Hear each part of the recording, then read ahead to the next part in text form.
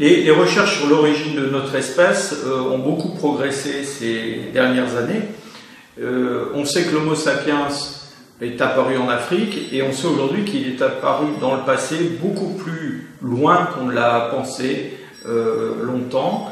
Il y a environ 300 000 ans au Maroc, on a déjà des formes primitives d'Homo sapiens.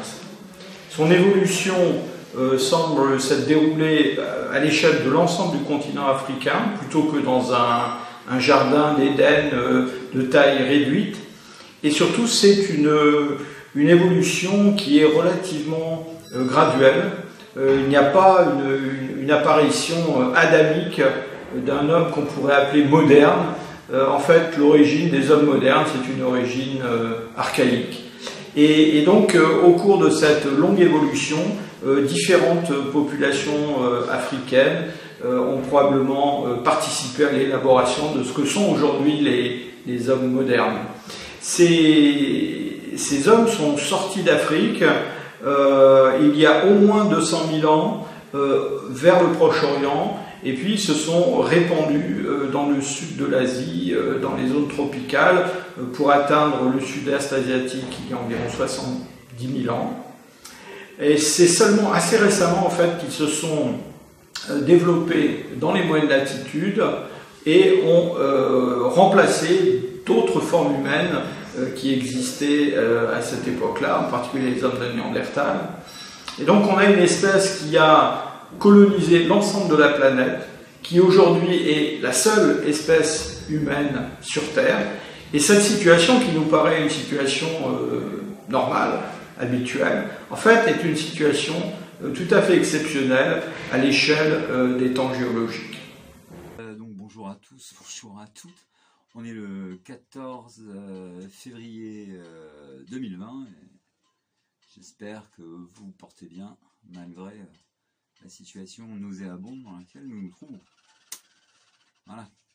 Alors donc, avant de développer les propos de Hublin de l'Académie de médecine qui se fait à l'occasion anthropologue, voilà, je voudrais donc vous annoncer que en mon nom propre, j'ai saisi la Cour de justice de la République suite donc à la démission de Michel Luceau, qui avait annoncé donc sur France Inter qu'il était contre le modèle d'éducation des jésuites que soit dispensé dans l'éducation nationale, et donc qui démissionnait pour qu'il se passe quelque chose. Alors ça fait plus de 2 ans, et comme rien ne se passe, et que moi je suis loin d'être patient, j'ai donc décidé de prendre les taureaux par les cornes et donc de porter plainte contre donc l'ordre des jésuites devant la Cour de justice de la République pour donc, si vous voulez, atteinte à la sûreté de l'État. Alors, je m'en explique. Donc, vous savez, je vous l'ai déjà montré dans de nombreux articles, que les jésuites, les adeptes, les agents, d'accord, font vœu d'obéissance au pape. D'accord ? Le pape, c'est le chef d'un État étranger, le Vatican, d'accord, qui donc a pour doctrine dans sa vie, c'est le rôle qui s'est donné, d'être l'intermédiaire entre donc la création divine et les hommes. Vous connaissez son slogan, le slogan de l'Église, sans l'Église, point de salut. Eh bien si, justement, notre salut et notre santé mentale et biologique sans ces fourbes, évidemment. Voilà. Alors, je pars donc, si vous voulez, du principe qu'on ne peut pas servir la France, les Français, et garantir la souveraineté de notre pays quand on est donc aux ordres d'un État étranger, comme donc c'est le cas. C'est ce qui a amené justement les magistrats de 1762, et puis pas que, dans toute l'Europe, on a chassé les jésuites. D'ailleurs, une anecdote rigolote, le roi du Portugal les a mis dans un bateau, tous les jésuites, et les a renvoyés au Vatican comme cadeau pour le pape. Et le pape n'en a pas voulu, les a renvoyés en Corse, et de là, ils nous ont fabriqué Napoléon. Voilà, une histoire de l'histoire. Voilà. Donc, vous pensez bien que si vous voulez, sur le fond, j'ai raison, hein, Macron devrait être traduit devant la Haute Cour de justice. Seulement la Haute Cour de justice, figurez-vous qu'elle se saisit toute seule. Pourquoi elle se saisit toute seule? Parce que donc c'est un tiers des sénateurs, vous savez, ce sont ces piques-assiettes de la République qui sont payés à rien faire, hein, donc qui se réunissent, un tiers, et un tiers aussi des députés de l'Assemblée nationale. C'est pareil aussi, ils sont payés à rien faire. Et 3 magistrats de la Cour de cassation. La Cour de cassation, c'est cette juridiction, si vous voulez. Et ça y est, ouais, il y a un petit peu de roulis. Aujourd'hui, il y a beaucoup de vent. Voilà. Donc je disais que la Cour de cassation, donc c'est cette juridiction poisseuse qui, à chaque fois qu'un élu est condamné, la Cour de cassation donc le relaxe. Hein. On a vu ça avec Pasqua, avec Juppé, avec Chirac. Enfin, bref. À chaque fois, ils sont relaxés en cassation. Voilà. Mais, si vous voulez, je pars du principe que le droit français ne s'est pas encore exprimé. Voilà.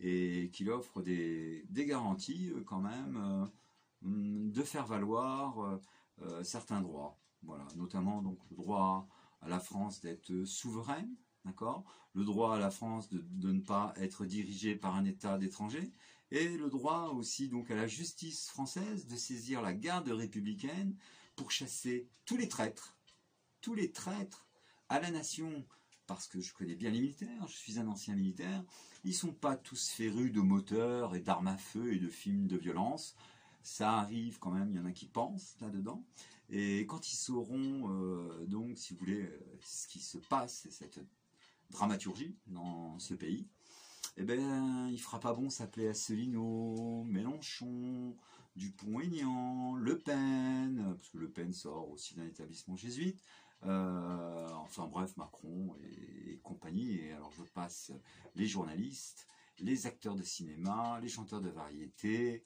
tous ces psychanalystes là, et tous ces psychiatres, et puis aussi évidemment il y a des magistrats, hein, là-dedans. Vous comprenez que l'ordre mondial des jésuites, ils ont eu le temps, si vous voulez, d'installer des pions un petit peu partout, dans la science, dans la justice, dans la police, dans l'armée, dans l'opinion publique en général, dans le cinéma, à la radio, enfin, si vous voulez, c'est une stratégie qui est relativement simple, hein, pour s'infiltrer à l'intérieur des institutions d'un État. Eh ben, il suffit de fabriquer des traîtres. Voilà, c'est un petit peu ce qu'a vécu Vincent Historix, hein, il a été trahi par les siens. Voilà. Che Guevara, par exemple, a été trahi par Fidel Castro, c'est un jésuite. Jean Moulin a été trahi par De Gaulle, un jésuite. Et ainsi de suite. Vous voyez, moi, j'ai été trahi aussi par un jésuite, Asselineau. Voilà, à qui j'avais donné du crédit, mais parfois, c'est pas mal aussi de faire croire qu'on mord à l'appât. Hein, d'accord, pour un dernier moment, si vous voulez, les quitter, parce que moi, de toute façon, à part, si vous voulez, le juriste et magistrat, son nom va revenir. En attendant, je vais parler du général Hervé Renaud, voilà, donc en qui j'ai confiance, mais malheureusement, il n'a pas été nommé chef d'état-major de la gendarmerie. Voilà. Sinon, j'aimais bien cet homme-là. Marie-France Irigoyen, qui est à l'initiative de la loi sur le harcèlement au travail. Et Serge Portelli, ça y est, voilà, du syndicat donc de la magistrature, hein, je vous l'ai souvent mis dans mes vidéos. Donc on a vraiment, si vous voulez, des têtes, hein, des personnes, voilà, qui pourraient redresser la situation et remettre la France dans le bon sens. Voilà. Donc, cette plainte donc, a été envoyée avec un accusé de réception. Hein, voilà, j'ai le récépissé là, dans mon dossier. Donc, malheur à cette Cour de justice de la République, donc si elle n'applique pas le droit, d'accord, parce qu'il est évident, d'accord, que tous ces agents complotent, si vous voulez, contre la France avec l'aide donc d'un État étranger. Voilà. Le Vatican contrôle aussi Trump, parce que Trump a été formé donc par les jésuites. La Russie, il y a longtemps que le pape a fait la peau au tsar pour lui piquer tout son or. Voilà, hein, on sait très bien que Lénine sort de l'art oratoire des jésuites. Voilà. Et puis de toute façon, le Vatican est habitué à fabriquer toutes les idéologies politiques, toutes les idéologies religieuses, notamment les frères musulmans. Je vous rappelle que Tariq Ramadan a été fabriqué en Suisse. D'accord, hein. Voilà, bon, de toute façon, l'IRM cérébral aujourd'hui existe, et donc si tous ces gens-là étaient en paix avec leur conscience, eh bien, ils accepteraient de passer sous l'IRM avant qu'ils nous fabriquent un IRM style, genre, machine à voter trafiquée, pour que cet IRM cérébral leur soit favorable. Voilà. Mais hein, dans tous les cas de figure, de toute façon, tous les jésuites, d'accord, hein, vu qu'ils font vœu d'obéissance au pape, sont des traîtres à la nation française, hein, de facto. Voilà.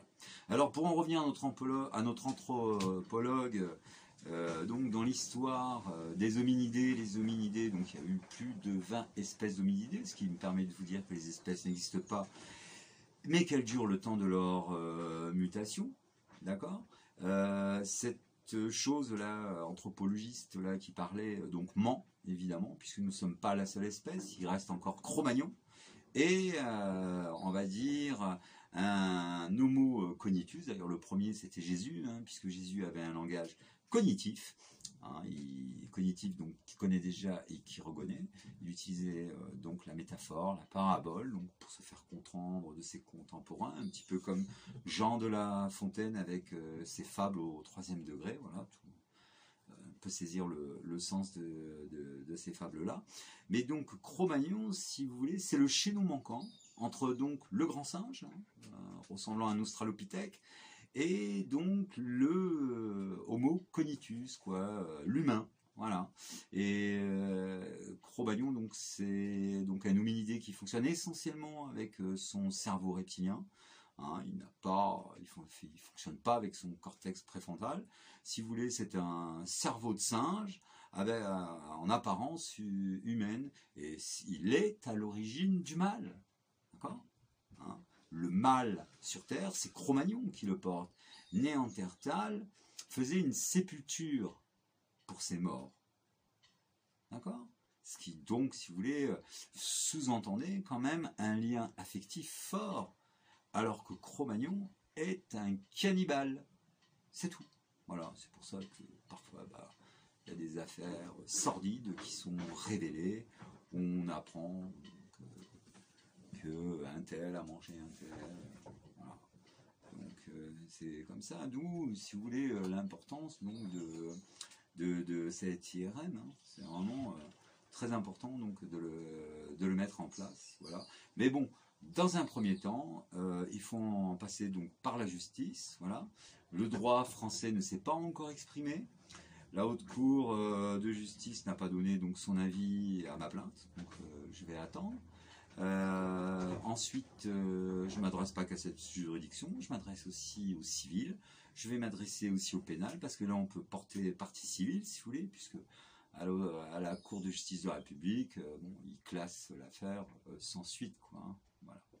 Mais de toute façon, vu le titre de Marianne qui avait titré Macron, jésuite et président, je vois pas comment la Cour de justice de la République pourrait dire le contraire. Voilà, donc on se tient au courant, portez-vous bien.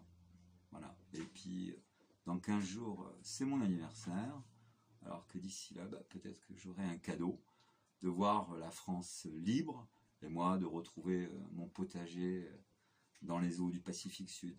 Voilà, à bientôt. Par nécessité, il me faut faire à présent de 2 choses l'une, à savoir d'admettre les jésuites purement et simplement, les décharger des opprobres desquels ils ont été flétris et les mettre à l'épreuve de leurs tant beaux serments et promesses excellentes, ou bien de les rejeter plus absolument que jamais et leur user de toutes les rigueurs et duretés dont on se pourra aviser, afin qu'ils n'approchent jamais ni de moi ni de mes états, auquel cas il n'y a point de doute que ce soit les jeter dans le dernier désespoir, et par celui-ci dans des desseins d'attenter à ma vie, ce qui la rendrait misérable et langoureuse, demeurant toujours ainsi dans la défiance d'être empoisonnée, assassinée. Car ces gens-là ont des intelligences et des correspondances partout, et grande dextérité à disposer les esprits ainsi qu'il leur plaît, qu'il me vaudrait mieux être déjà mort, étant en cela de l'opinion de César, que la plus douce mort est la moins prévue et attendue.